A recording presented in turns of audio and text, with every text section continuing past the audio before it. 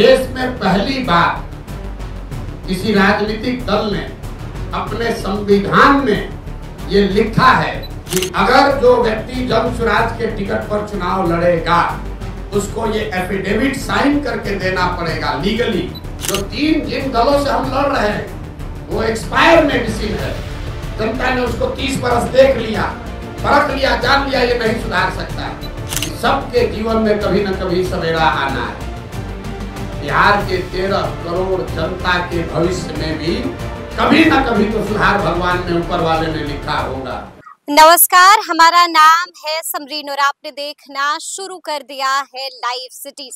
देखिए, आपको मालूम है कि 2 अक्टूबर को जनसुराज दल में तब्दील हो जाएगा, यानी कि 2 अक्टूबर को जनसुराज दल बन जाएगा। और इसको लेकर के अब से कुछ देर पहले जनसुराज के सूत्रधार प्रशांत किशोर ने भी बड़ी प्रेस कॉन्फ्रेंस की है। देखिए, आपको बता दें कि इस पीसी के जरिए प्रशांत किशोर ने कई बातों का खुलासा भी किया है। देखिए, प्रशांत किशोर से एक सवाल पूछा गया था। प्रशांत किशोर ने उस सवाल का जवाब देते हुए कहा कि हम इस बात की घोषणा 2 तारीख को करने जा रहे थे, लेकिन अब जब आपने इस सवाल को पूछ ही दिया है तो जवाब भी आप सुन लीजिए।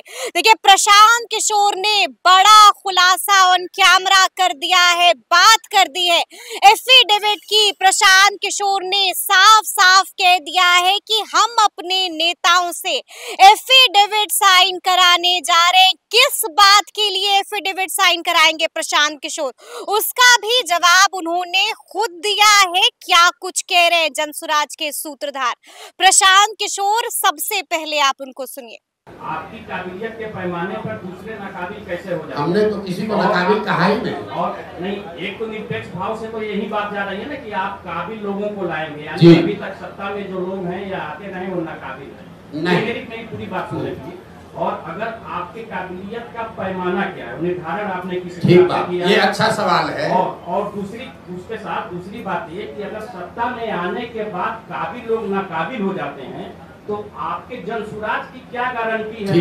और अगर गारंटी नहीं है तो बिहार की जनता एक छल के लिए और क्यों मजबूर है? 3 सवाल आपके जवाब दे रहा हूँ। पहला, इन्होंने कहा कि आप कह रहे हैं कि काबिल आदमी को लाएंगे मतलब दूसरा नाकाबिल है। ये बात नहीं है। लकीर बड़ी करने के लिए उस दूसरे को काटना जरूरी नहीं है, उससे लंबी लकीर खींची जा सकती है। तो जिसको जनसुराज का नेतृत्व दे रहे हैं, इसका पहला पैमाना ये है कि उस आदमी को आप जो जनसुराज का अध्यक्ष बनेगा, यहाँ पर 3 बड़े पार्टियों के 4 बड़े पार्टियों के अध्यक्ष पहले से हैं। भाजपा के अध्यक्ष दिलीप जायसवाल जी हैं, जदयू के अध्यक्ष उमेश कुशवाहा जी हैं, आरजेडी के अध्यक्ष जगदानंद जी हैं और कांग्रेस के अध्यक्ष अखिलेश जी हैं। जनसुराज का जो अध्यक्ष बनेगा उसको खड़ा कर दीजिए और 5 के सामने उसकी काबिलियत, उसका डिग्री, समाज में नजरिया और किसी भी विषय पर आप उससे बहस करा लीजिए। खुद तय कर लीजिए कि उसमें काबिल कौन है। काबिलियत का पैमाना समाज है। दूसरी बात आपने कही कि ये इसकी क्या गारंटी है कि जनसुराज का आदमी, अगर काबिल आदमी भी गलत बन जाए। इसीलिए देश में पहली बार, ये घोषणा हमको 2 को करनी है लेकिन आपने सवाल उठाया है, देश में पहली बार किसी राजनीतिक दल ने अपने संविधान में ये लिखा है, राइट टू रिकॉल, कि अगर जो व्यक्ति जनसुराज के टिकट पर चुनाव लड़ेगा उसको ये एफिडेविट साइन करके देना पड़ेगा लीगली कि जनसुराज के संस्थापक सदस्य उस विधानसभा क्षेत्र के 1 तिहाई जनसुराज के संस्थापक सदस्यों ने अगर आपके खिलाफ अविश्वास प्रस्ताव ला दिया और फिर वहां वोटिंग हुई और जनसुराज के संस्थापक सदस्यों में आपने अगर अपना विश्वास खो दिया तो आपको रिजाइन करना पड़ेगा। ये एफिडेविट देने के बाद ही आप जनसुराज से लड़ पाएंगे। इस बात को हम लोग जनसुराज अपने संविधान में लिख रहा है। तीसरा और अंतिम सवाल कि जनसुराज पर भरोसा क्यों करें? ठीक बात है, ये अच्छा सवाल है। जनसुराज पर भरोसा इसलिए करें कि पहले से जो लोग यहाँ पर हैं वो एक्सपायर मेडिसिन है। आपने उसको जांच लिया, परख लिया, जानते हैं कि ये दवा काम नहीं करती। मान लीजिए कि आपके घर में कोई बीमार पड़ गया, भगवान न करे, और उसको कोई ऐसी बीमारी हो गई जिस सुधर ही नहीं रही है, डॉक्टर ने दवा दिया, हर तरह का दवा दे दिया, वो सुधर नहीं रहा है। आपने कहा डॉक्टर साहब इससे क्या होगा, अब तो नहीं सुधर रहा। डॉक्टर ने कहा भाई एक नई दवा आई है, उसका पूरा प्रमाण तो नहीं है, लेकिन 20% 40% संभावना है ठीक हो सकती है, लेकिन कुछ खतरा भी हो सकता है।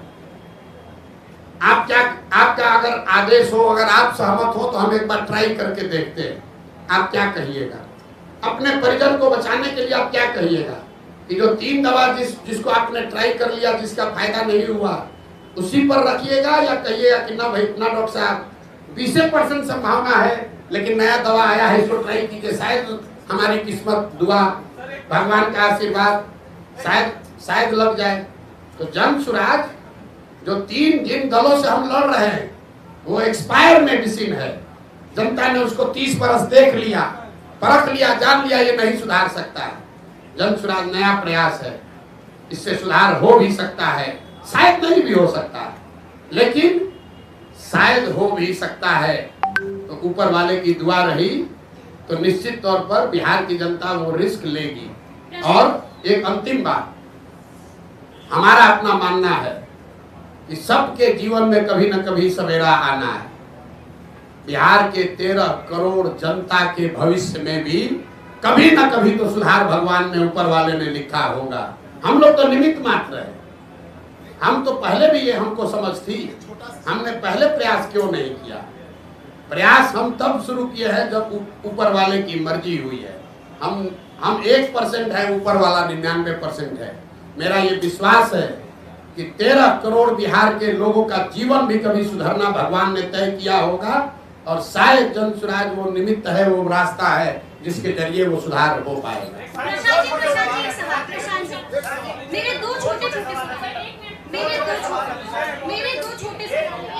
तो सुना आपने प्रशांत किशोर ने क्या कुछ कहा है। उन्होंने जवाब दिया है कि आखिर क्यों वो अपने नेताओं से एफिडेविट साइन कराने की बात कर रहे हैं। आपने सुना है कि प्रशांत किशोर ने एक बार फिर से बड़ा बयान दे दिया है, बड़ा ऐलान कर दिया है। क्या कुछ कहा है वो आपने सुना है, और जैसे ही प्रशांत किशोर ने ये ऐलान किया, हंगामा मच गया था। तो अब देखना होगा कि आगे आगे क्या कुछ होता है। तो ऐसे तमाम अपडेट्स के लिए ऐसे ही हमारे साथ बने रहिएगा और देखते रहिएगा लाइव सिटीज। बहुत शुक्रिया।